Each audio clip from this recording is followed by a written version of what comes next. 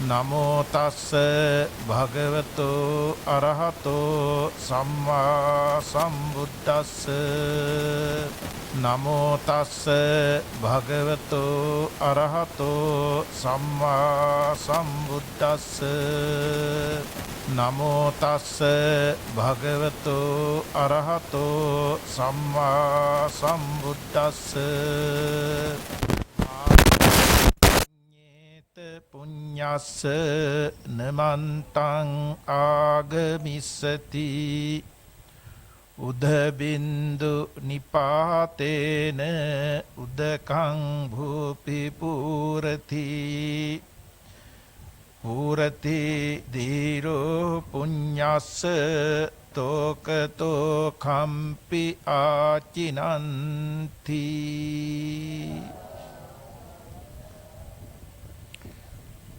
ගෞරවනීය මහා සංඝරත්නයන් අවසරයි, සද්ධා සම්පන්න කාරුණික පින්වත්නි, උතුම් වූ තිසරණේ සහිත පංචශීල ධර්මයෙහි පිහිටමින් උතුම් වූ බුද්ධ රත්නය, ධම්ම රත්නය, සංඝ රත්නය යන ත්‍රිවිධ රත්නයෙහි සූවිසි මහා ගුණය සිහිපත් කරගෙන අනන්ත ගුණයන් උදෙසා මල් පහන් සුවඳ දුම් ගිලන්පස පූජා කරලා ත්‍රිවිධ රත්නයේ සමා කරවාගෙන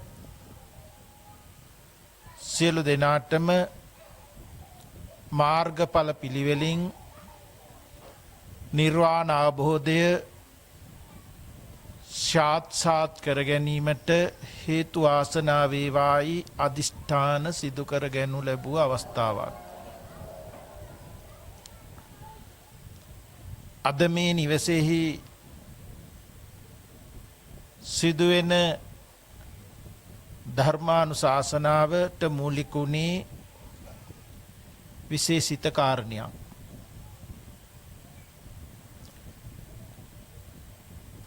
ගල්කන්දේකම බවුන් පලස රජමහ විහාරස්ථානයෙහි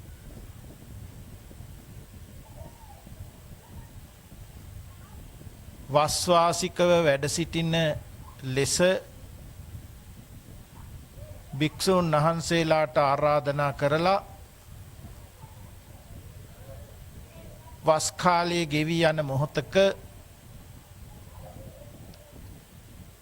එයට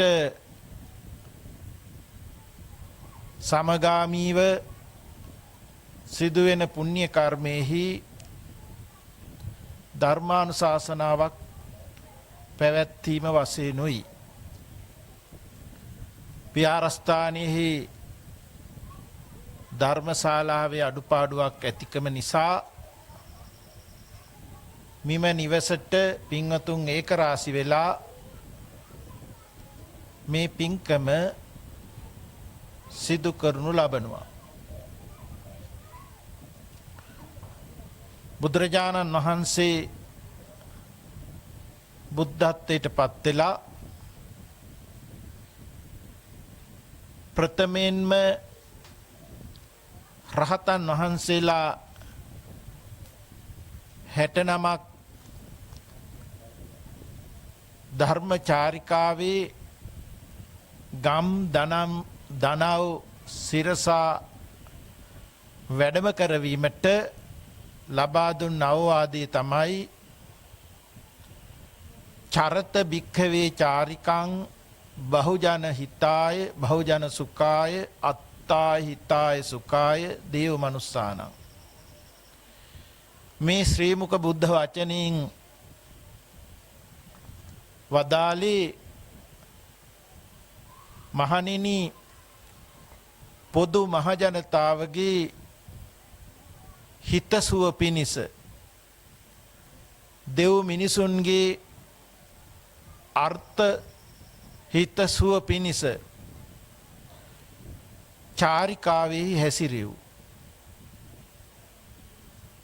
මුල යහපත් වූ, මැද යහපත් වූ, අග යහපත් වූ සම්පූර්ණ බ්‍රහ්මචර්යාව ප්‍රකාශ කරව. එදා ඒ රහතන් වහන්සේලාගෙන් ආරම්භ වුණා වූ ධර්මචාරිකාව ඉතා කෙටි කාලයක් තුල බොහෝ අධිගමලාභී ආර්යයන් වහන්සේලා පිරිසක් ඇති වුණා. ඒ වගේම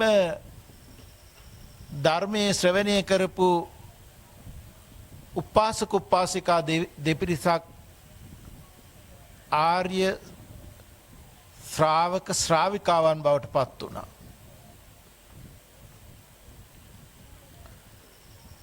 මේ කාලය තුල විශේෂිතම සිද්ධිය තමයි බුදුරජාණන් වහන්සේ භික්ෂුන් වහන්සේලාට කිසිම විනය ශික්ෂාවක් පනවා නොතිබීම. බුද්ධත්වයෙන් අවුරුදු 20ක් ගත වෙන තුරාවට පඨම බෝධිය නමින් මේ කාල පරිච්ඡේදය හඳුන්වනවා. භික්ෂුන් වහන්සේලාට විනය ශික්ෂා පනවලා තිබුණේ නැහැ. මේ ශාසනයෙහි සාමණේර භික්ෂුන් වහන්සේ නමක් උපසම්පදාවේ පිහිටවන ගරු විනය කර්මයක් කුලදරුවෙක් ප්‍රවෘජා භූමියට පත් කිරීමත් ඉමේහි තීහි සරණාගමනේහි පබ්බජ්ජං උපසම්පදන්දී කියන භාග්‍යතුන් වහන්සේගේ අනුශාසනාවට අනුව මේ ත්‍රිවිධ සරණාගමනයෙන්ම පැවිද්දත් උපසම්පදාවත් අනුදැන්ම වදාරමි කියලා පෙන්වුවා. ඒ කාල පරිච්ඡේදයේ තුල තිබුණේ තිසරණය. උතුම් වූ බුද්ධ රත්නය, ධම්ම රත්නය, සංඝ රත්නය සරණ කර ගැනීම. එය ඉතා ගැඹුරු අර්ථයක් දෙන ආධ්‍යාත්මික අවබෝධයකින් යුක්ත වුණා. තථාගත බුදු පියාණන් වහන්සේගේ බෝධිය කෙරෙහි, සම්මා සම්බුද්ධත්වයේ කෙරෙහි සද්ධාවත් වීම, පැහැදීම තමයි සද්ධාව කියන්නේ. එය අධිගම සද්ධාාවක්. දුක්ඛාරි සත්‍ය, දුක්ඛ සමුදයාරි සත්‍ය, දුක්ඛ නිරෝධාරි සත්‍ය, දුක්ඛ නිරෝධ ගාමිනී පටිපදාරි සත්‍ය යන චතුරාරි සත්‍ය ධර්මය කෙරෙහි බුද්ධිමත්ව ඒ අවබෝධයේ සරණ කර ගැනීම තමයි බුද්ධං සරණං ගච්ඡාමි කියන වචනින් අර්ථවත් උනේ. සියලුම ධර්මයෝ අනිත්‍යයි, දුකයි, අනාත්මයි යනුවෙන් අවබෝධයට පත්වීම, දරා ගැනීම තමයි දහම් සරණ ගත වීම උනේ. ඒ අවබෝධයෙන් දහම් සරණින්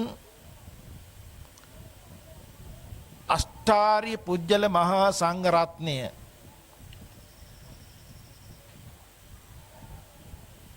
ඒ කියන්නේ ආර්ය අෂ්ටාංගික මාර්ගයට පත් වූ සමූහය කියන අර්ථයෙන් තමයි සංඝයා කියන්නේ. ඒ ආර්ය අෂ්ටාංගික මාර්ගයට පත්වීම, අනුගමනය කිරීම තමයි සංඝ සරණ ගත වීම උනේ. මේ ත්‍රිවිධ සරණාගමනයෙන්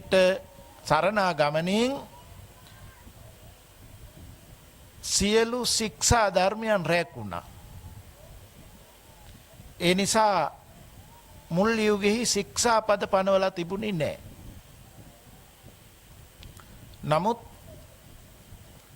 කලක් ගත වෙනකොට ශාසනයෙහි භාග්‍යතුන් වහන්සේට ශික්ෂාපද පනවන්න අවස්ථාව යෙදුණා. මේ සුදුසුයි මේ නොසුදුසුයි ආකාරයෙන් මේ ශික්ෂාපද කය වචනය හික්මවන්න පැන වුණා.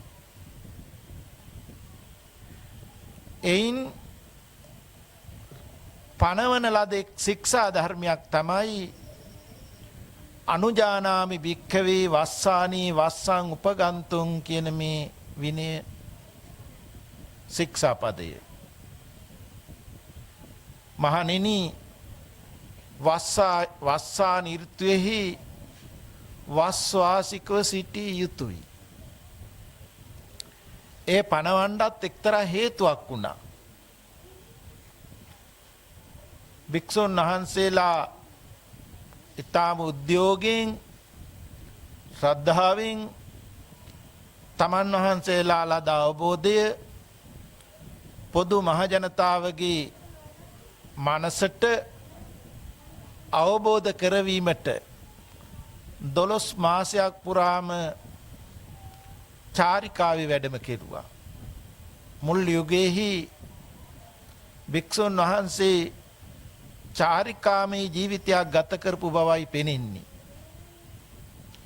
බුදුරජාණන් වහන්සේ පෙරබුදුවරින් වහන්සේලා අනුගමනය කරමින් වස්වාසිකව වැඩ සිටියා.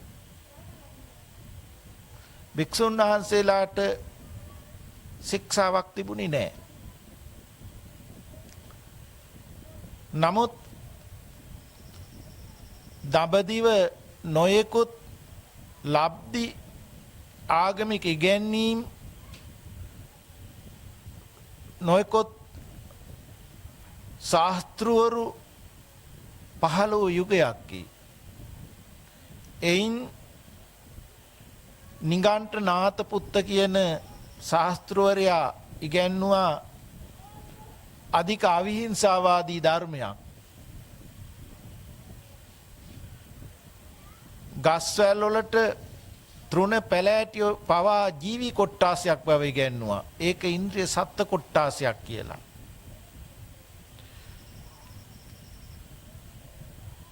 මහජන මතයක් ඇති කෙරුවා ශ්‍රමණ බවත් ගෞතමීන්ගේ ශ්‍රාවකයෝ චාරිකා කරනකොට මේ වස්සාන ඍතුවේහි තෘණ පැලෑටි මැඩෙනවා. පොළවෙන් මතුවෙන ශුද්‍ර ප්‍රාණීන්ට හානි සිදු වෙනවා. මෙය ශ්‍රමණ කොටසකට නොසුදුසුයි කියලා මහජන මතයක් ඇති කෙරුවා. මහා කාරුණික ලෞතර බුදුරජාණන් වහන්සේ මෙය සැලකිල්ලටගෙන භික්ෂුන් වහන්සේට වදාලා වස් 3 මාසයක තැනක ගත කළ යුතුයි කියලා. ඉතින් ශාසනයේ විවහාරයට අනුව ඊටාම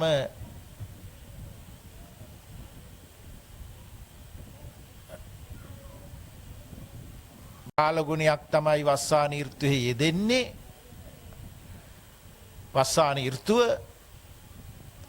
ඒ වගේම ඊට මුලින් තිබුණා දැඩි හිරු රශ්මියෙන් තැවෙන ගිම්හාන ඍතුව. වස්සාන ඍතුවට පස්සේ හේමන්ත ඍතුව. මධ්‍යස්ථ දේශගුණයක් තියෙන. මේ විදිහට භික්ෂුන් වහන්සේ වස්වාසිකව සිටිනවයි කියන ඒ විනය ශික්ෂාව එදා සිට අද දක්වාම පිළිපැදගෙන එනු ලබනවා. ඉතින් ඒ අනුව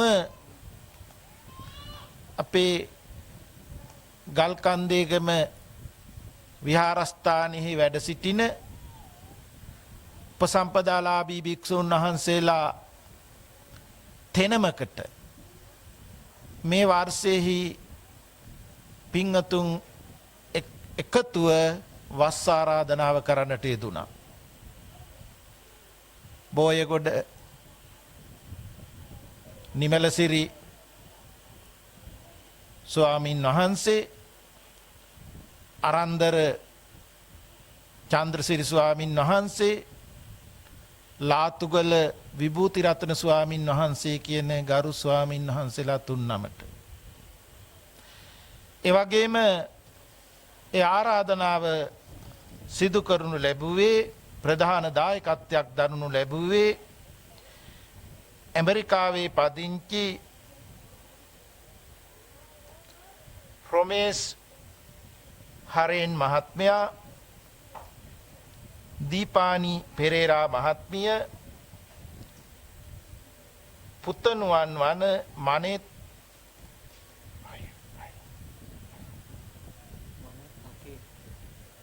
අකේන් පුතණුවන්, ඒ වගේම ඒ පිංගතුන්ගේ අදහසක් වෙනවා දෙමව්පියන්ට නිරෝගී සුවය දීර්ඝායුෂ ප්‍රාර්ථනා කිරීම. තුනුරුවන්ගේ ආශිර්වාදය සලසා ගැනීම. ඒ වගේම ගල්කන්දේගම දායක දායිකා පිරිස, දානපාරමී දායක සභාවේ දායක දායිකා පිරිස, දීපානි පෙරේරා මහත්මියගේ පවුලේ සියලු දෙනා,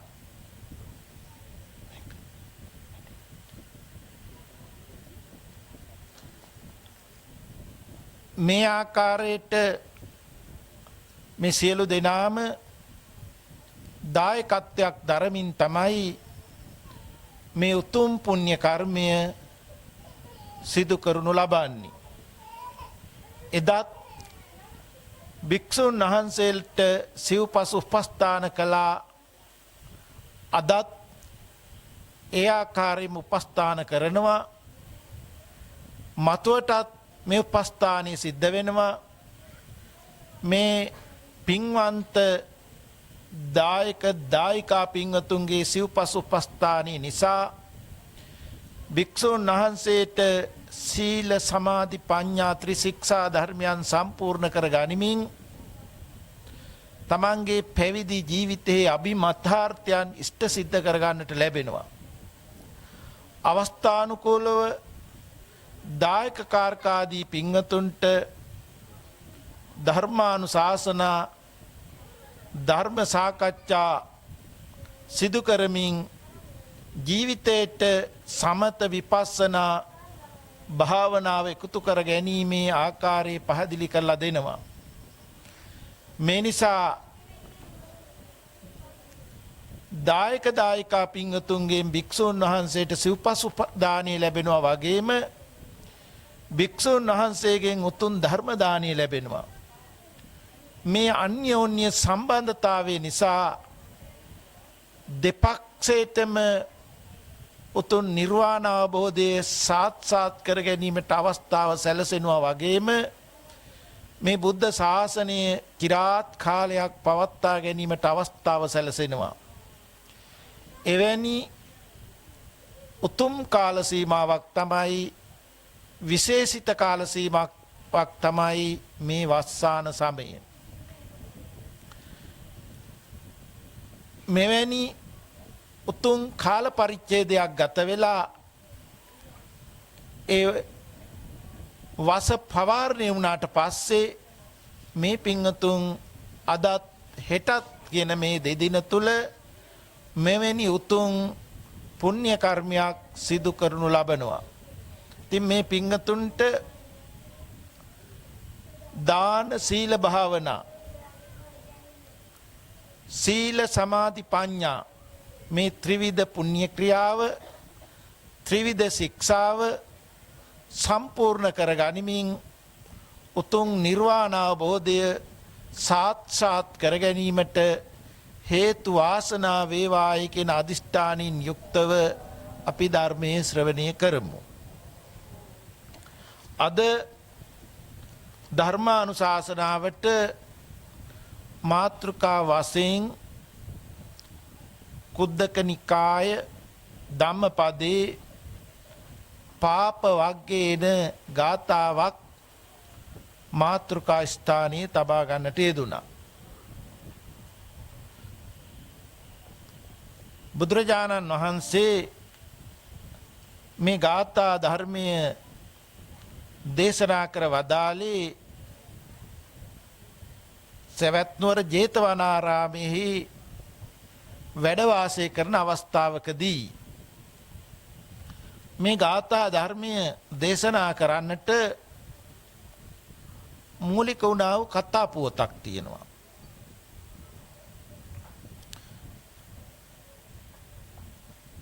සවැත්නුවර ජේතවනාරාමයට පැමිණෙන ශ්‍රද්ධාවන්ත පිරිස භික්ෂූන් වහන්සේලා එක නමකට දෙනමකට 19කට 29කට 59කට 109කට මේ විදිහට ආරාධනා කරලා දානී පූජා කරනවා.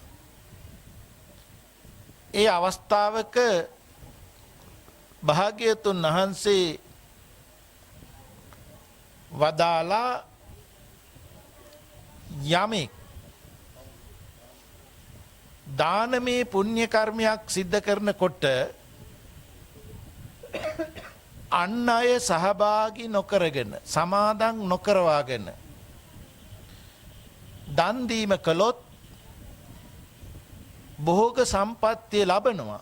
නමුත් පරිවාර සම්පත්තිය නොලබනවා කියලා. යමෙක් දානමය පුණ්‍ය කර්මයක් සිදු කරනකොට තමන් නොදී දීමෙහි යොදවනවා නම් සමාදන් කරවීම විතරක් කරනවා නම් භෝග සම්පත්තිය නොලබනවා පරිවාර සම්පත්තිය ලැබෙනවා. දීමක් කරෙන්නෙත් නෑ සමාදන් කරවීමක් කරෙන්නෙත් නෑ.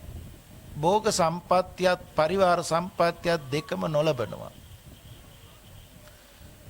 යමෙක් දානමේ පුණ්‍ය කර්මයක් සිද්ධ කරනකොට තමනුත් දෙනවා. බොහෝ පිරිසක් සමාදන් කරවා ගන්නවා. භෝග සම්පත්තියත් පරිවාර සම්පත්තියත් දෙකම ලබනවා කියලා. මේ අනුශාසනාවට පැහැදුණු එක්තරා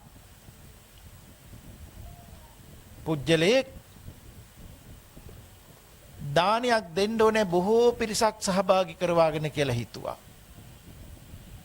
එහෙම හිතලා භාග්‍යතුන් වහන්සේ ඇතුළු මහා සංඝරත්නයට පසු දින දානීට ආරාධනා කළා. දැන් මේ පින්වතා හැම දිනාටම මතක් කරනවා හෙට දානමේ පුණ්‍ය කර්මයක් තියෙනවා හැකි ආකාරයකට සහභාගී වෙන්න කියලා. ඉතින් කැමැති පින්වතුන් ඒ විදිහට උපකාර කරනවා. එක්තරා සිටුවරයෙක් හිටියා. මේ සිටුවරයාගේ නිවසටත් මේ සදහැවතා ගියා. ගිහිල්ලා මේ බව දැන්නුවා. මේ සිටුවරයාට ටිකක් නොරිස්සුම්කමක් ඇති වුණා. Tamanට හැකි දෙයක් දෙනවා විනා මොකද මේ හැම තැනම ඇවිද මේක කියා දන් දෙන්න යන්නේ කියලා. ඒ හින්දා ගෙදරට කැඳවලා ඇඟිලි තුඩු දෙකට ඇඟිලි 3කට අහු වෙන ප්‍රමාණයට තල මුං හාල් ඒ වගේම මීපැණි හකුරු මේ වගේ තාම සුළු ප්‍රමාණයක් දුන්නා. ඉතින් පසුවදා ඊටාම ඉහලින් මේ දානමය පුණ්‍ය කර්මයේ පැවැත්තුවා. මේ ඇඟිලි තුඩු දෙකෙන් එකතු කරලා මේ සිටුවරයා දුන්නුකම හින්දා බලල් අඩියක් වාගේ කියලා බිලාල පාදක සිතානු කළ නමකුත් ඒ මොහොතට පට බැඳුණා. දැන් මේ සිටුවරයා බලනවා තමන්ගේ අගුණ කියයි දැන් මේ දානමේ දන් දෙන වෙලාවේ මේ දන් දෙන පුජ්‍යලයා තමන්ගේ අගුණ කියයි කියලා. නමුත් දුන් නොදුන් සියලු දෙනාටම සාධාරණව සියලු දෙනාටම පින් අනුමෝදන් වේවා කියලා මේ සදහැවතා සියලු දෙනාටම පින් අනුමෝදන් කෙරුවා. ඒ අවස්ථාවේ මේ බිලාල පාදක සිටානෝ ටිකක් ලැජ්ජාවට පත් වුණා. සමාව ගත්තා. ඒ අවස්ථාවේ භාග්‍යතුන් වහන්සේ මේ ගාථා ධර්මයේ වදාලා මාප්ප මඤ්ඤේත පුඤ්ඤස්ස නමන්තං ආගමිස්සති උදහබින්දු නිපාතේන උදුකුම් බොහෝපි පූරති පූරති දීරෝ පුඤ්ඤස්ස තෝකතෝ කම්පියාචිනං. මේකේ කෙටි සිංහල අදහස පෙන්වන්නේ පිනේ විපාකේ තමා කරා නොඇති සිතා පිනට අවමන් නොකළ යුතුයි. දියබින්දු ඇටීමෙන් දැක එක දියබින්දු ඇටුනත් කලය දියෙන් පිරෙන්නාක් මෙන් ටිකෙන් ටික එක්වෙන පුණ්‍ය ශක්තිය නිසා නුවණැත්තා පිනෙන් පිරී.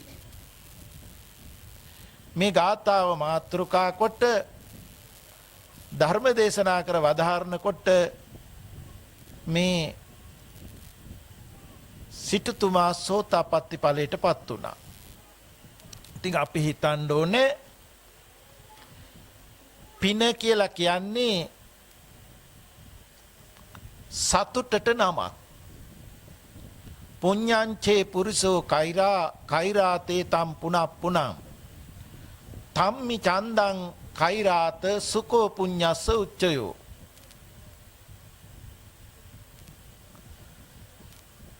ඉඳින් යම් පුරුෂයෙක් පිනක් කරන්නේ නම් පුඤ්ඤංචේ පුරිසෝ කෛරාතේ තම් පුනප්පුනං ඒ පින නැවත නැවතත් කළ යුතුයි.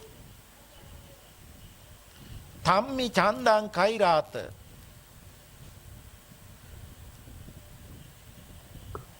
ඒ පිනෙහි සිත අලවන්න ඕනේ. කුමක් නිසාදයත් සුකෝ පුඤ්ඤස්සච්චයෝ පින සැපතට සතුට ගෙන දෙනවා. සැප සතුටට නමක් සැප සතුට ගෙන දෙනවා. මේ නිසා පුඤ්ඤානි පරලෝකස්මින් පතිට්ඨා හොන්ති පානිනං පින පරලොවදී පිහිට වෙන ධර්මයක් කියලා දේශනාවේ සඳහන් වෙලා තියෙනවා. ඉතින් අපි අද බලනකොට නිරතුරුව භික්ෂුන් වහන්සේලාට සිව්පසුපස්ථාන කරනවා. වස් ආරාධනා කරනවා. වස් කාලයේ පුරාවට සිව්පසුපස්ථාන කරනවා. සීලාදී ගුණධර්ම ආරක්ෂා කරනවා. නානා රම්මණයන් කෙරෙහි විසිර ගියා වූ සිත ඒකාග්‍රතාවයට පත් කරනවා. හුඟක් පින්කම් කරනවා. ඒ පින් සිට අර කලයට දිය බින්දු එකතු කරනකොට එකතු වෙනකොට කලේ යම් තැනක පිනෙන් පිරීලා යනවා වාගේ. කලින් දියෙන් පිරී යනවා වාගේ. පුණ්‍ය ශක්තියක් මනසට භාවිතා වෙන්න ඒ සිත හුඟක් මු르දු වෙනවා. සංසුන් වෙනවා. එකගතාවයට පත් වෙනවා. දුගතියකට පත් නොවෙනවා. උපන්නොත් සුගතියක වෙනවා. අර දේශනාවේ පෙන්වුවේ භවභෝග සම්පත්තියත් ලබනවා. ඒ වගේම අන් අය එකතු කරනකොට පරිවාර සම්පත්තියත් ලබනවා. ඒ වාගේ මේ වාගේ පින්කම් භවභෝග සම්පත්තියත් පරිවාර සම්පත්තියත් දෙපැත්ත නිමිත්තම එකතු කරන එක ලැබෙන පින්කමක් කියලා අපි එතකොට හොඳට අපට වැටහෙනවා. එවැනි පින්කම් අපි මේ කරන්නේ. ඒ වගේම අපේ මේ මනුස්ස ජීවිතය හුඟක් වටිනා ජීවිතයක්. අපිට අද ඒක එහි වටිනාකම මෙතකයි කියලා අපට හිතා ගන්නවත් බැරි ඇති. එක අවස්ථාවක භාග්‍යතුන් වහන්සේ ශ්‍රී හස්තයට මේ පොළවේ තියෙන පස්වල්පයක් නගලා නියපොත්තට නියසිලට පස්වල්පයක් නගලා භික්ෂුන් වහන්සේලාට වදාරනවා මහණෙනි මගේ මේ නියසිලෙහි තියෙන පස් වැඩිද මහ පොළොවේහි තියෙන පස් වැඩිද කියලා. භික්ෂුන් වහන්සේලා උත්තර දෙනවා වහන්සේ නියසිලෙහි තියෙන පස් මහ පොළොවේ පස් සංසන්දනය කරනකොට සැසඳීමකටවත් නොයනවා. සියක් පංගුවක් 1000 පංගුවක් ලක්ෂයෙන් පංගුවක්වත් නොවෙනවා. සැසඳිය නොහැකි. භාග්‍යතුන් වහන්සේ වදාරනවා මහණෙනි මේ මිනිස්සු අතර ඉන්න ස්වල්පය නියසිලෙහි පස් වාගේ කියලා. අන්‍ය සත්‍යෝ අර මහ පොළොව වාගේ බොහෝයි කියලා. එතකොට මේ අන්‍ය සත්‍යෝ හා මිනිස්සු සංසන්දනය කරනකොට මිනිස්සු ඊටාම ටිකයි. බලන්න මත හැබැයි ප්‍රේත අසුර නිරි තිරිසන් වැනි හතර අපාගත නූනාට වඩා ඉදිරියෙන් මේ සුගතියක උපතක් ලබලා පින් කිරීම එහිත් අපි සත්ත්ව පුජ්‍යල ආත්ම දෘෂ්ටිය පහවෙන්ද ධර්ම අවබෝධයක් කළොත් කවදාකවත් අපි හතර අපාගත වෙන්නේ නැහැ. ඒ නිසා මේ අවබෝධය මේ සත්‍යය කියන්නේ මොකක්ද කියන අවබෝධයත් අපි ලැබිය යුතුමයි. ඒ අපට එක තැනක පෙන්නනවා දේශනාවේ සමිද්දි කියන හාමුදුරන් වහන්සේ භාග්‍යතුන් වහන්සේ වෙත පැමිණිලා වන්දනා කරලා කත්පසක වාඩි වෙලා ප්‍රශ්නයක් ඇහුවා. සත්තෝ සත්තෝති බන්තේ උච්චති කිත්තාවතානෝකෝ බන්තේ සත්තෝ ආ සත්ත පඤ්ඤප්තිවා වහන්ස සත්‍යයා සත්‍යයයි කියනු ලැබී කොපමණකින් සත්ත වෙනවද සප්ත පඤ්ඤප්තිය කියන්නේ සත්‍යයයි පැනවීමක් වෙනවද කියලා. ඒ අවස්ථාවේ භාග්‍යතුන් වහන්සේ වදාළේ සමිද්දි අත්ති චක්කු අත්ති රූපා අත්ති චක්කු විඥානං අත්ති චක්කු විඥාන විඤ්ඤාතබ්බහ ධම්මා අත්ති තත්ත සත්තෝ වා සත්ත පඤ්ඤප්තිවා. මෙන්න මේ වචනේ අපි තෝරගමු. මේ සත්‍යයයි කියලා කියන්නේ සත්‍යයයි කියලා පඤ්ඤප්තිය කියන්නේ ඇසක් ඇද්ද රූපයෝ ඇද්ද ඇසත් රූපයත් නිසා චක්කු විඥානයක් රූප දැනගන්නා සිතක් පහළ වෙයිද මේ චක්කු විඥාණයෙන් යම් ධර්මයෝ දැනගනිද්ද චක්කු විඥාණයෙන් දැනගන්න ධර්ම වේදනා සංඥා සංකාර කියන සිතුවිලි. එතකොට මේ අනිකක් නෙමෙයි රූප වේදනා සංඥා සංකාර විඥාන කියන මේ ස්කන්ධ පංචකයයි මේ සත්ත්ව හෝ සප්ත පඤ්ඤප්තිය කියලා පනවලා තියෙන්නේ. හොඳට අපි තේරුම් ගන්න අපි දැන් මේ කතා කරන්නේ අර සත්ත්ව පුජ්‍යල ආත්ම කියන මතයක වෙලිලා තියෙනවා. සත්ත්ව පුජ්‍යල ආත්ම කියන මතේ පහ වෙන්න තියෙන ධර්මයේ මොකක්ද කියලා. එතකොට අනිවාර්යෙන් අපට එන්න වෙනවා භාග්‍යතුන් වහන්සේගේ අනුශාසනාවට අනුව ඇසත් රූපයත් නිසා රූප දැනගන්නාව සිතක් ඇති වෙනවා.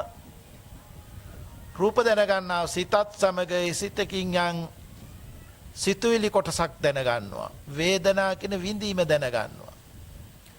සංඥා කියන හැඳිනීම දැනගන්නවා. සංකාර කියන විඳීමත් හැඳිනීමත් එක්ක තවත් සකස් වෙන සිතුවිලි දැනගන්නවා. දැන් අපි එක් කරනවා. ඇහත් රූපයත් කියන පැත්ත රූප පැත්ත. ඇසත් රූපයත් නිසා පහළ වෙන විඥානයේ හිත. විඥාණයෙන් දැනගත්ත සිතුවිලි වේදනා සංඥා සංකාර.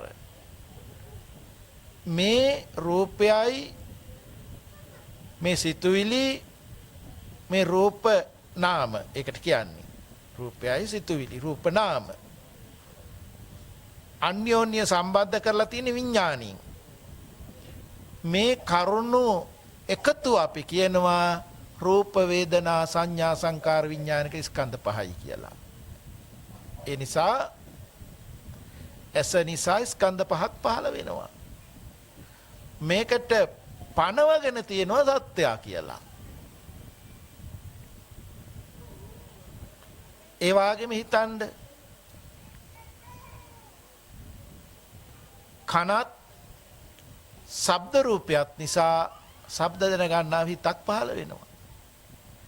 ඒ හිතක් පහළ වෙනකොට මේ ශබ්දයේ ආරම්භය විඳීමක් කැඳිනීමක් කැමැති අකමැති ආකාරයක් එක් වෙනවා. කන මුල් කොටත් රූප වේදනා සංඥා සංකාර විඥාන කියන ස්කන්ධ පහක් පහළ වෙනවා.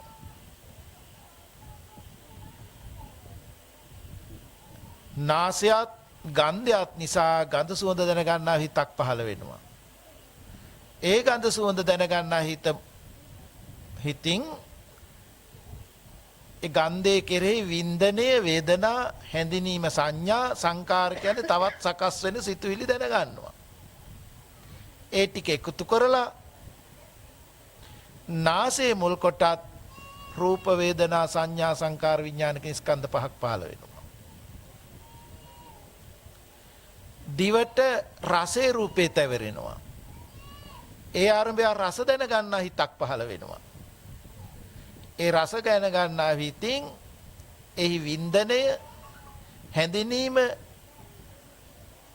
විඳීමේ හැඳිනීමේ ආකාරයට තව පහළ වෙන සකස් වෙන සිතුවිලි කැමැති අකමැති ආකාරය මධ්‍යස්ත වෙන ආකාරය මේ නිසා දිව මුල් කොටත් රූප වේදනා සංඥා සංකාර විඥාන කියන ස්කන්ධ පහක් පහළ වෙනවා. කාය ප්‍රසාදයට කියන්නේ මේ නියපොතු අග ඉසකේ අග වියලි හැම හැර මේ ශරීරේ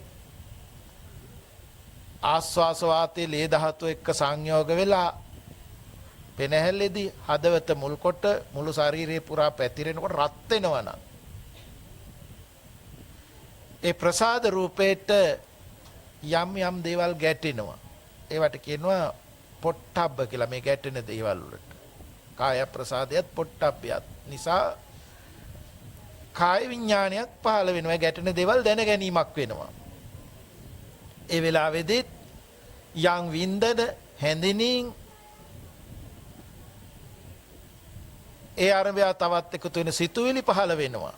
ඒ නිසා ස්පර්ශයක් වින්දන කොටත් රූප වේදනා සංඥා සංකාර විඥාන කියන ස්කන්ධ පහක් පහළ වෙනවා. මේ රූප දැන ගැනීමක් නොවෙනකොට, ශබ්ද දැන ගැනීමක් නොවෙනකොට, ගන්ධ දැන ගැනීමක් නොවෙනකොට, රස දැන ගැනීමක් නොවෙනකොට, ස්පර්ශයන් දැන ගැනීමක් නොවෙනකොට මනි ඉන්ද්‍රිය වැඩ. මනි ඉන්ද්‍රිය කියලා කියන්නේ අපිට කල්පනා වෙන්නේ, සිහින පෙනෙන්නේ. ඒකට අපි කියනවා මනෝ කියලා ස්වභාවයක්. මනෝ කියන්නේ අපි දන්න සියල්ලක්ම භාවිතා වෙන අවස්ථානුකූල සිහි වෙන හැකියාවක්. මනස මුල් කොට මනංච පටිච්ච ධම්මේච කියනවා. මනස ප්‍රත්‍ය කොට භාවිතා වෙච්චි හේතු සිහියට නැගෙනවා. ඒ ආකාරය දැනගන්නවා විඥාණයෙන්. ඒකට කියන්නේ මනෝ විඥානය කියලා. ඒ මොහොතටත් විඳීම, හැඳිනීම, අනිකුත් සිතුවිලි සකස් වීම වෙනවා. එහෙනම් මනස මුල් කොටත් රූප, වේදනා, සංඥා, සංකාර, විඥානී පහළ වෙනවා. මෙන්න මේ ස්කන්ධ පහ තමයි මේ සත්‍ය කියලා සප්ත පඤ්ඤප්තිය කියලා පැනවිලා තියෙන්නේ. මේක අපිට ඉගෙන ගන්නකොට අර සත්‍යෙක් ස්ථීරව ඉන්නවාමයි කියන මතය තහවුරු නොවෙනවා. සත්‍යෙක් ඉන්නවා, පුජ්‍යලයක් ඉන්නවා, තමා තමාට වසඟව ඕන විදිහකට තබන්න පුළුවන් ආත්ම ගතිය, ඒ මතය තහවුරු නොවෙනවා. ආන්ගේ මතේ තහවුරු නොවන්න තමයි මේ රූප, වේදනා, සංඥා, සංකාර, විඥාන කියන ස්කන්ධ පහකට බෙදලා ස්කන්ධය ඉපදෙනවා, නැසෙනවා කියන පැහැදිලි කිරිල්ලක් අවශ්‍ය කරන්නේ. ඒක දේශනාවේ පෙන්නනවා යතහ යංග සම්බාරා හෝති සද්දෝ රතෝ ඉති එවං කන්දේසු සන්තේසු හෝති සත්තෝති සම්බුති. අවයව රාශියක් එකතු වෙනකොට රතේ කියලා විවහාරයක් වෙනවා. එදා තිබුණේ අස්ස රත. එහෙමනේ.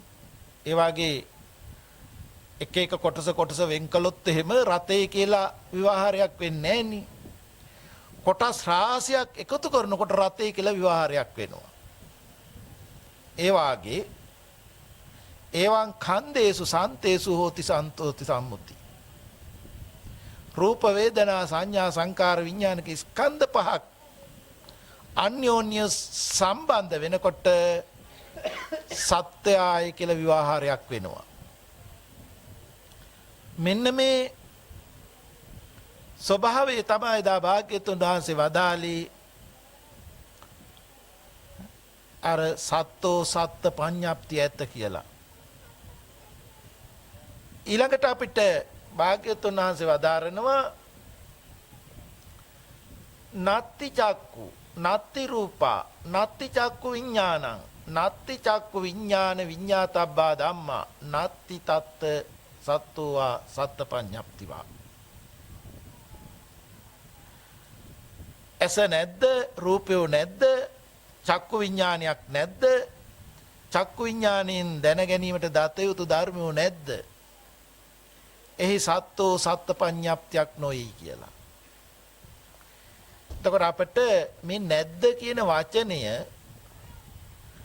ඇයි මේ තියෙන තැනකට අපි නැද්ද කියන වචනේ යොදන්නේ කියන කරුණ අපි ක්‍රමානුකූලව වටහා ගන්න ඕනේ.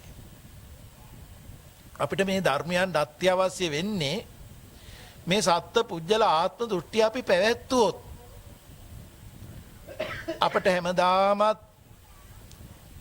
ඉපදිලා ඉන්නේ මම, ජාතිය මම, දිරීම මහලුභාවයට පත් වෙලා ඉන්නේ මම,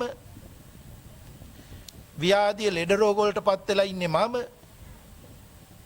ආයු ගෙවිලා මරණයට පත් වෙන්නේ මම කියලා හැමදාමත් මේ ජාති, ජරා, ව්‍යාධි, මරණ පවර ගන්න වෙනවා.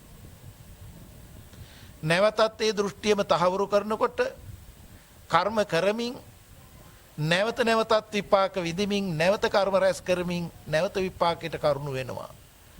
මේ සසර ගැලවීමක් වෙන්නේ නැහැ. ඒ නිසා මෙවැනි බුද්ධෝත්පාද කාලයක මිනිසෙක් වෙච්ච අපට භාග්‍යතුන් වහන්සේ වදාළ සද්ධර්මයේ මුණ ගැහිලා තියෙනවා, හොඳින් ආලා මෙනෙහි කළ යුතුමයි. ඒ නිසා අපි බලමු මේ යථාර්ථය මොකක්ද කියලා. මේ ස්කන්ධ පහයි ඒ ඇත්ත යථාර්ථයේ සත්‍යතාවය මොකක්ද කියලා බලමු. අපි මේ ජීවිතයේ උපත ලැබුවේ පුරාණ කර්මයක්, අවිද්‍යාව, තෘෂ්ණාත්, දෙමෝපියෝ ප්‍රත්‍යයෙන් රූප පැත්තත් එක්වයි ජාතියක් වශයෙන් උපතක් ලැබුවේ. පුරාණ කර්මය කියලා කියන්නේ ජීවිතයක් නෑර ජීවිතයක් අතහැරී ගියත් කළ කී සිතු විදිහට නැවත නැවත කිරීමේ තියෙන ගති අතේ නොහැරුණුකම නිසායි. ඒක දේශනාවේ පැහැදිලිව පෙන්නනවා අවිද්‍යා සංකාර තණ්හා උපාදාන භව කියන වචනේ. මම කියනවා මම කරනවා මම හිතනවා කියන මමත්වයේ තුල යම් ක්‍රියාවක් කළා නම් චේතනා මුල් කොට ක්‍රියාවක් වුණා නම් ඒ තණ්හාවෙන් කැමැත්තෙන් වඩාත් කැමැත්තෙන් ක්‍රියා වුණාම ඒකට අපි කියනවා තෘෂ්ණා දෘෂ්ටි මාන සහිතයි කියලා ප්‍රපංච සහිතයි කියලා. තෘෂ්ණා කියන්නේ බැඳිලා, මාන කියන්නේ මැනිලා, දෘෂ්ටි කියන්නේ මමත්වෙන් යුක්තයි. එහෙම ක්‍රියාවල් ඕන තරම් කෙරිලා අතහැරිලා ඇති. නමුත් ක්‍රියාවල් අතහැරුණට උපාදාන පත්‍යා භවෝ නැවත නැවත ඒ ආකාරයෙන් කරන්න කියන්න තියෙන ගති අතහැරුණේ නැහැ. අන්න ඒකයි පුරාණ කර්මය කියන්නේ. මේ ගතිය මුල් වෙලා තමයි රූප ධර්මියෝ ප්‍රත්‍යයෙන් අවිද්‍යාව තෘෂ්ණා එක්ව જાතියක් වශයෙන් ඉපදුනේ ස්කන්ධ පහක් හටගත්තී. මේ ස්කන්ධ පහ කෙනෙක් මැව්වා නෙවෙයි. හිතලා මේ විදියට ඕනේ කියලා හදාගත්තත් නෙමෙයි. මේ හේතු යෙදෙනකොට හටගත්තා. හේතු ප්‍රත්‍යයෙන් හටගත්තා. එනිසා ආරම්භක මව් කුසේ අපි මේ මනුෂ්‍ය ජීවිතය ගැනනේ බලන්නේ. හටගන්න මොහොත ඊටාම සියුම් තැනක්. බොහෝම සියුම් තැනක්. භාග්‍යතුන් වහන්සේ වදාරනවා පේන පිණ්ඩූපමං රූපං කියන උපමාවක්. මේ ඒ සියුම් තැන ඉඳන් රූපාංශු හට ගන්නවා නැසෙනවා නැසෙනකොට යලි යලිත් හට ගන්නවා. මව ගන්න හුස්ම ආරූදව් කරගෙන. ඒ ඊතාසියුම් අවස්ථාවේ පවා මේකේ ආයු ශක්තිය ජීවිත ඉන්ද්‍රිය ආයු ශක්තිය ක්‍රියා වෙනවා. ආයු ශක්තිය ක්‍රියා වෙන නිසා උෂ්ණේ පැවතෙනවා. උෂ්ණේ නිසා ආයු ශක්තිය ක්‍රියා වෙනවා.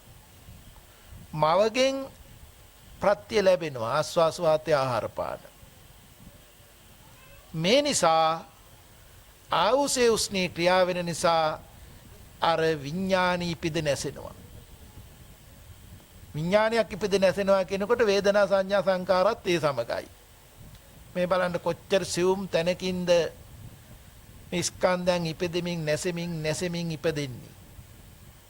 අර රූපේ පැත්ත පෙන පිඬක පෙන බුබුලු බින්දෙනකොට ඊට වඩා වැඩිපුර පෙන බුබුලු ඇති වෙනවා වාගේ වැඩෙනවා. වැඩුණට එකක්ම වැඩුණා නොවි. ඔන්න ඔය විදිහට ඇහැ කන දිව නාසය ශරීරයේ මේ වස්තු රූපයේ මුල් කරගෙන මේක සැකසුණා. අනිත්‍ය නිසාම මාස 7ක් 8ක් 9ක් යනකොට මේ මට්ටම මේ මව් කුසේ ඉන්න කාලය නොපැවතුණා. ඉන් එහාට බෑ. දැන් බිහි වෙලා මවගේ සම්බන්ධය අත්හැරුණා. ප්‍රස්වාස වෙනකොට ආස්වාස වුණා. ලේ ධාතුව මව් කුසේම ඉඳන් නහරවැල් තුල කොටු වෙලා පිරීලා තිබෙන ලේ ධාතුව ආස්වාස වාතය පෙනහැල්ලේදී සංයෝගව හදවතට වැටිලා ක්‍රියාත්මක වුණා. ඒ කියන්නේ ආරම්භක ආයුෂ නිසා උස්නේ නිසා ආයු පවතින්න පටන් ගත්තා. බැරි වෙලාවත් ප්‍රස්වාස වෙනකොට ආස්වාසේ පමා වුණා නම් උණුසුම නැති වෙනවා ආයු සිඳෙනවා. එහෙම උනේ නැහැ මේ සිරුරට. ආයු නිසා උස්නේ නිසා ආයු පැවතෙනවා. ඒ ආරම්භක අවස්ථාවේ බලන්න ඇස කන දිව නාසය ශරීරය හරියට සීතල අතට යන්න අනදී රත් වුණා වාගේ කර්මන්නේ ක්‍රියා වුණා.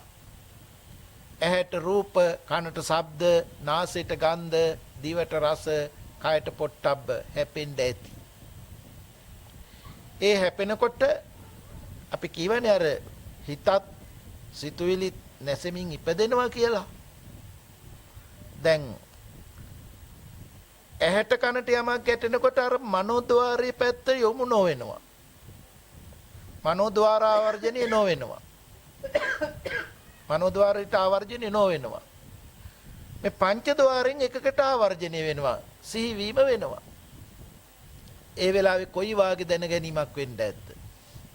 අර ගැටීම විතරනේ හිතකට දැනගන්න තියෙන්නේ. තව කිසි දෙයක් මේ ජීවිතේ වශයෙන් වෙන් කරලා නැහැ. ගැටීමක් ඇති වෙලා තැරෙනවා. අද අපිට ඒ විදියට ඒ මට්ටම අපිට අද හිතන්නවත් බෑනි. අපිට මේ වාගේ පරිසරයක් කයක් කයට කියන කෙස්ලොම් නියදත් කියලා අංග ප්‍රත්‍ය කොටසක් ඊළඟට අපේ අය පිට අය රටක් ගමක් භාෂාවක් ජාතියක් කුලයක් ඔය මොකක්වත් එතන නැහැ. ඒ මානසික ස්වභාවයක් විතරයි උන්නේ. තවත් ටිකක් මෝරනකොට තව ඩිංගක් වෙනකොට අර ගැටෙන දේවල් යමක් තියනවා කියන තැනකට ආවා. එතකොට හිතන්න හට ගැනීම නැසීමනි සිද්ධ වුණේ. ඒ ගැනනේ අවබෝධ වෙන්න ඕනේ. එහෙනම් ඇයි තියනවා කියන තැනකට වැරදුනේ? අර ගැටෙන දේවල් ගැටෙනකොට නැවත ගැටෙනකොට අර ගැටීමත් එක්කලාම තව වෙන් කරගෙන නැහැ. යමක් තියනවා කියන මතය ආවේ නිදිගත් අනුසය, දිට්ඨි අනුසය ඉදිරිපත් වුණා. ඒ තැන ඉඳන් බලන්න බාහිරයෙන් හමු වෙන කාරණයයි සසර ගතියයි එකතු වෙන හැටි තියනවට නෙමෙයි. නමුත් පිළිගන්න උනා හිතට එහෙම. තියනවා කියන එකනේ භාවිතා වෙන්නේ. තවත් ටිකක් ජීවිතේ මෙහාට එනකොට වැඩිහිටියන්ගෙන් මේවට නම් ටික අහගත්තා. එතකොට පිළිවෙලකට කෑමක් කන හැටි, ශරීරයේ පිරිසුදු වෙන හැටි, ඇඳුමක් අයින් කරලා ඇඳුමක් අඳින හැටි මේ කොහොම කියලා දුන්නා. අර ලෝකේ බෙදා ගන්න හැටි ඔක්කොම කියලා දුන්නා. ඒක කියලා දෙන්න ඕනේ. මොකද తాවකාලික ජීවිතයකට ඒ දැනුම ඕනේ. මනසට භාවිතා වෙන්නත් ඕනේ. අවස්ථානුකූලව සිහි වෙලා ඒවා අඳුනගෙන ක්‍රියා වෙන්නත් ඕනේ. ඒකේ වැරද්ද නෙමෙයි මේ කියන්නේ. ඒ දැනුම එනකොට ඒත් එක්කලාම අර ඉන්නවා තියනවා කියන ගතියත් ඒවට එකතු වුණා. දැන් අද බලනකොට ඉදිකට්ට කියන වචනේ ඇහෙනකොට ඒක පිටින් ගත්ත වචනයක් නේ. ඉදිකට්ට කියන්නේ ආවල් දෙයට කියලා. ඉදිකට්ට කියන වචනේ අපිට ලෝක සම්මතය හඳුනා ගන්න වෙනවා. නමුත් ඒත් එක්කලා නැද්ද ඉදිකට්ටු තියනවා කියන එක? අලියා කියනවා. අලියා අඳුනා ගන්න ඕනේ. මොකද හරකගෙන් වෙන් කරලා අලියා අඳුනා ගන්න ඕනේ. ඒකේ වැරද්දක් නැහැ. නමුත් ඒත් එක්ක තියනවනේ තියනවා කියන ඉන්නවා කියන එක. ආන් ඒ වාගේ බලන්න මේ කය කියනවා. සිරුර කියනවා. සිරුර කියනවත් එක්කලාම කය කියන එක තියනවා කියන මතයකට එනවා නේද? ඔන්න ඔය විදිහට හොඳට හිතන්න මේ අනුකරණයයි ගතියයි දෙක එකට එකතු වෙලා මේ ලෝකේ අඳුනාගත්ත හැටි. මොකක්ද මේ අඳුනාගත්තේ? අර හට ගන්න නැසෙන ස්වභාවය නේද මේ දැනගත්තේ. ඉන්නවයි තියෙනවයි කියලා. ඒ හින්දා අද අපිට විශාල වෙන්කිරීමක් මත විශාල තෘෂ්ණා දෘෂ්ටි මානයක් සහිතව මේ මනස ක්‍රියා කරනවා. දැන් අපි මේක ආපහු බලන්න ඕනේ. ආපහු බලනකොට අපිට තේරෙන්න ඕනේ මේ කය කියලා කියන්නේ, මේ සිරුර කියලා කියන්නේ තද කරන කොටස්, වැగిරෙන කොටස්, තල්ලු කරන සොලවන වායු කොටස්, දවන, තවන, දිරවන, පැසවන තේජෝ කොටස්. يعني තද ගතිය, වැగిරෙන ගතිය, දවන ගතිය, වායු ගතිය කියන හතර එකතුවක්. ඒ කයෙහි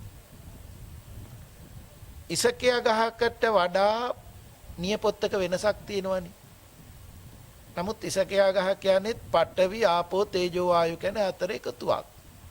නියපොත්ත කියන්නේ පඨවි ආපෝ තේජෝ වායු කියන්නේ හතර එකතුවක්. නමුත් එකතු වුණු සංයුතිය වෙනස්. අඩු වැඩිකම වෙනස්. ඒකට කියන්නේ ධාතු නානත්වය කියලා. ඒ විදිහට බලන්න දැන් පිත සෙම සැරව වැగిරෙන කොටස් වල නම් කියනවා. ඇයි නම් තුනක් කොනෙවුනේ? වැగిරෙන ගතිය බලවත්. නමුත් අනිත් තද ගතිය, දවන ගතිය, වායු ගතියත් ඒ සමගයි. ඒ වගේ සංයුති වෙනස්. සංයෝග වෙලා තියෙන ප්‍රමාණ වෙනස්. ඒ වගේ දැන් වායු හුළඟ කියනවා. හුළඟ තනි කරන්න බෑ. හුළඟ කියන්නේ බලයක්. ඒ බලයට එකතු වෙලා තියෙනවා තද ගතිය, වැగిරෙන ගතිය, දවන ගතිය. එහෙනම් වාතයේ එක එක මට්ටමකට කතා කරන්න වෙන්නේ. ක්‍රියාව. දැන් දවන ගතිය කියනවා, ගින්දර කියනවා. අපි පොල් කටු අඟුරු ගින්දර, පොල් කොළ ගින්දර, ඒකේ සැර අඩු. අනිත් ධාතු තුනේ එකතු වෙ හැටියට. මේ විදිහට මේ කය ගැන කතා කරුවත්, අවට ගැන කතා කරුවත් මේ සියල්ලක්ම රාශි වෙලා තියෙන්නේ ධාතු හතර හා ධාතු හතරකින් පැවැත්වෙන ස්වභාවයක්. භාග්‍යවතුන් වහන්සේ වදාරනවා කතමංච භික්ඛවේ රූපං, මහණෙනි රූපය anu කවරේද? චත්තාරෝ මහා භූතා චතුන්නංච මහා භූතානං උපාදාය රූපං ඉදං උච්චති භික්ඛවේ රූපං. සතර මහා භූතයෝ, සතර මහා භූතයන් නිසා පවත්නා ස්වභාවයත් රූපේයයි කියනු ලැබී. ඉතින් අපි ආධ්‍යාත්මික කයේ පඨවි ආපෝ තේජෝ වායෝ කීවත්, බාහිර පඨවි ආපෝ තේජෝ වායෝ කීවත්, පඨවි ආපෝ තේජෝ වායෝ පොදුයි. ඒ වාගේ විවිධාකාර සංයුති පොදුයි. බාහිර කියන ස්වභාවය නැසිලා කය කියන ස්වභාවය ඇති වෙනවා. කය කියන ස්වභාවය නැසිලා බාහිර කියන ස්වභාවය ඇති වෙනවා. මේ අවකාශ ධාතුව තුළ සතර මහා ධාතුව ඉපිද නැසෙනවා. අන්නේ ආකාරයෙන් අපි වටහා ගන්නකොට ඇහැ ඉපිද නැසෙනවා, රූපේ ඉපිද නැසෙනවා, කන ඉපිද නැසෙනවා, නාසය ගන්ධය ඉපිද, ශබ්දය ඉපිද නැසෙනවා, නාසය ඉපිද නැසෙනවා, ගන්ධය ඉපිද නැසෙනවා, දිව ඉපිද නැසෙනවා, රසය ඉපිද නැසෙනවා, කය ඉපිද නැසෙනවා, පොට්ටප්ප ඉපිද නැසෙනවා. මේ අනිත්‍යයට අනිත්‍ය හමු වෙන්නේ රූපම් භික්ඛවේ අනිච්ඡං. මහණෙනි රූපය අනිත්‍යයි කියලා වදාලා. අනිත්‍යයි කියන්නේ හට ගන්න දේ නොපිහිටනවා, නොපවතිනවා. රූපේ අත්හභූතය දකින්න කියලා වදාලා. ඇති සැටිය දකින්න කියලා වදාලා. එහෙම අපි අවබෝධ කළොත්, අපි මුලින් කතා කරා අර ඇස නැද්ද, රූපේ නැද්ද? ඇස හට ගන්නවා නැසෙනවා, රූපේ හට ගන්නවා නැසෙනවා. ඒ අරබය පහළන හිතත් එහෙනම් හට ගන්නවා නැසෙනවා. ඇහත් රූපයත් හිතත් කියන කරුණු තුන හට ගන්නවා නැසෙනවා නම් ඒ අරබය පහළන ස්පර්ශයත් හට ගන්නවා නැසෙනවා.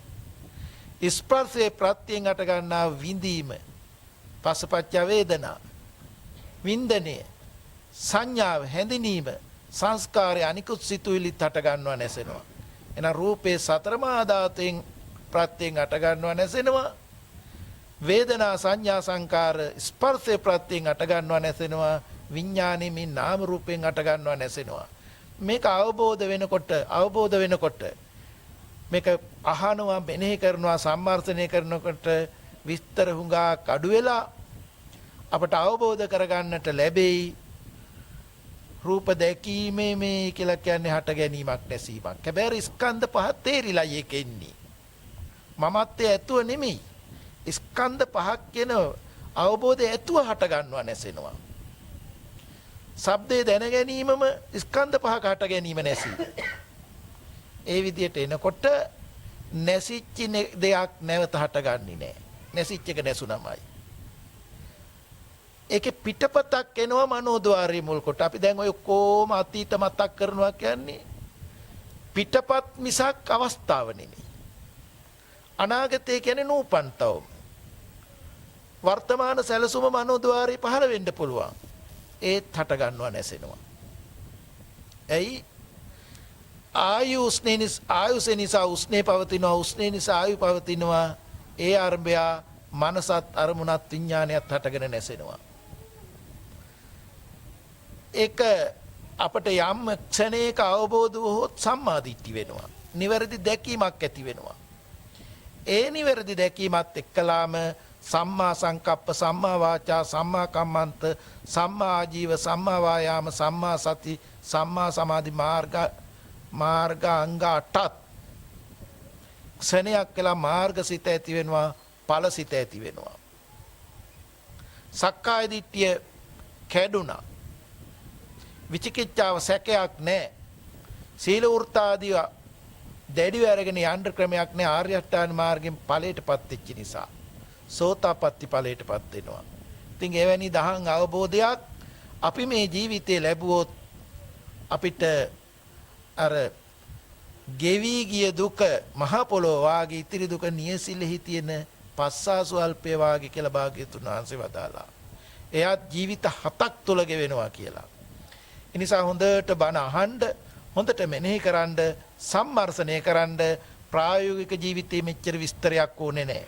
ප්‍රායෝගික ජීවිතේ ඕනන්නේ ඕනෑම ක්‍රියාවක් මේ ආස්වාස් උණුසුම නිසා ආයු පවතිනවා, ආයු නිසා උණුසුම පවතිනවා කියන්නේ ප්‍රස්වාස ආස්වාස වෙනවා. ආස්වාස ශක්තියට චේතනා එකතු වෙලා මේ සතර මහා ධාතුව ක්‍රියා වෙලා නිරුද්ධ වෙනවා. හැම ක්‍රියාවක්ම ඔච්චරයි. ගමන් කිරීම, සිටගෙන සිටීම, වාඩි වී සිටීම, සයනය කිරීම, යලි අවදි වීම, සෑම ක්‍රියාවක්ම වායෝ ධාතුව චේතනාවකට අනුව මේ සතර මහා ධාතුව ක්‍රියා වෙලා නැසෙනවා. හැම වචනයක්ම වායෝ ධාතුව විතක්ක විචාර චේතනාවලට අනුව සතර මහා ධාතුව ක්‍රියා වෙලා නැසෙනවා. ඒක ජීවිත අංගයක් වුවහොත්, සතිපට්ඨානියක් වුවහොත් ටිකක් වෙලා අපට විවේකයක් ලැබෙනකොට නැසිච්ච එක නැසුනමයි අනාගතේ නූපං. ඒ දේවල් වල මේකේ ප්‍රස්වාස ආස්වාස ආයු උස්නේ පවතින නිසා පිටපතේ මනෝද්වාරයට මනසත් අරමුණත් මනෝවිඤ්ඤාණයක් පහළ වෙයි. ඒත් හට ගන්නවා නැසෙනවා. හිතෙනින්ද ආස්වාස ප්‍රස්වාස වෙනවා.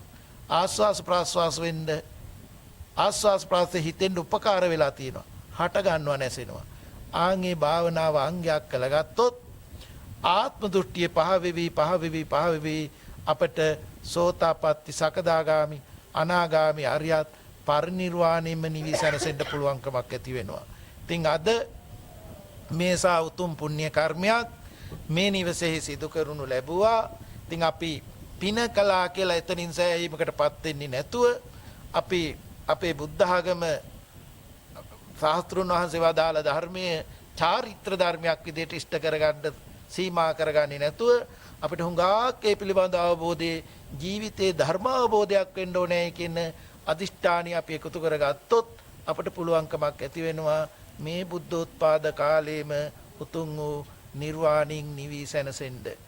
මේසා උතුම් පුණ්‍ය කර්මයක් ඉෂ්ට සිද්ධ කර ගැනීමට හැකියාවක් ඇති උනේ අපේ ගෞරවනීය ආරන්දර චන්ද්‍රසිරි ස්වාමින් වහන්සේ, ගෞරවනීය අපේ බෝයගොඩ නිමලසිරි ස්වාමින් වහන්සේ, ගෞරවනීය අපේ ලාතුකල විභූති රතන ස්වාමින් වහන්සේ මේ පින්වතුන්ගේ ආරාධනාව පිළි අරගෙන ඒ වස මනා කොට ආරක්ෂා කරගත්ත නිසායි උන්වහන්සේලා සීල සමාධි ප්‍රඥා උන්වහන්සේලාගේ බුද්ධි මට්ටමේ තරමට ශික්ෂා ධර්මයන් පූර්ණේ කර ගැනීමට උත්සාහ දරපු නිසායි.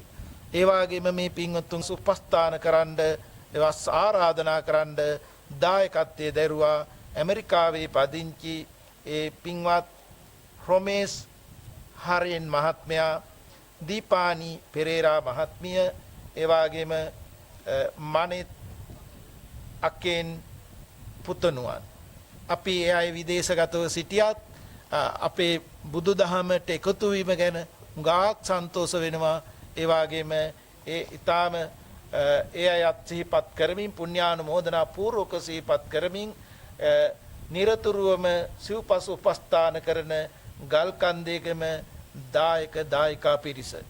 ඒ වගේම දාන පාරමී සභාවේ දායක දායිකා පිරිස.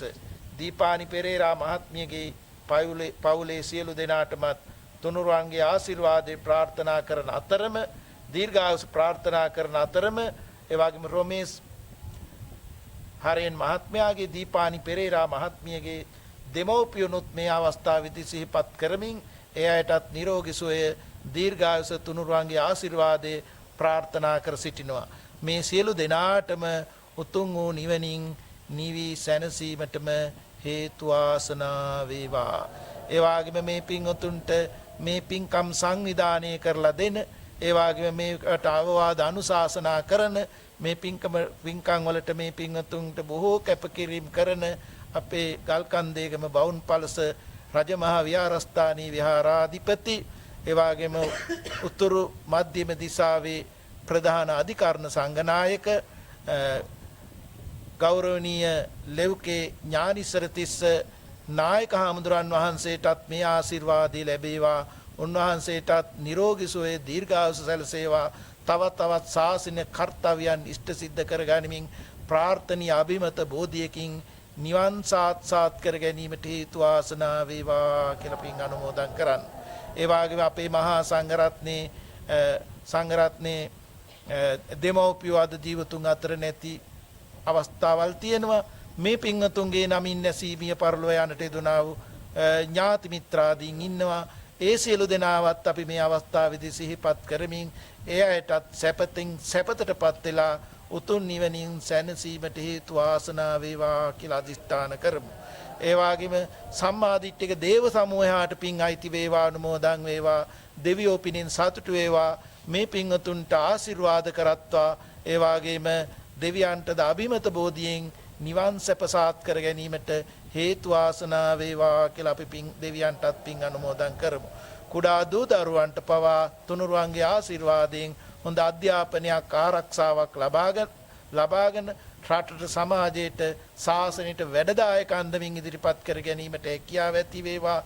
දෙමව්පියන්ට ගොවිතැන්පත් ඒ වෙල හෙළදාම ආදී රැකියා කර්මාන්ත කලට වේලාවට ඉෂ්ට සිද්ධ කර ගැනීමට සිහිනුවණ ඇති වේවා, සාර්ථක කර ගැනීමට හැකි වේවා.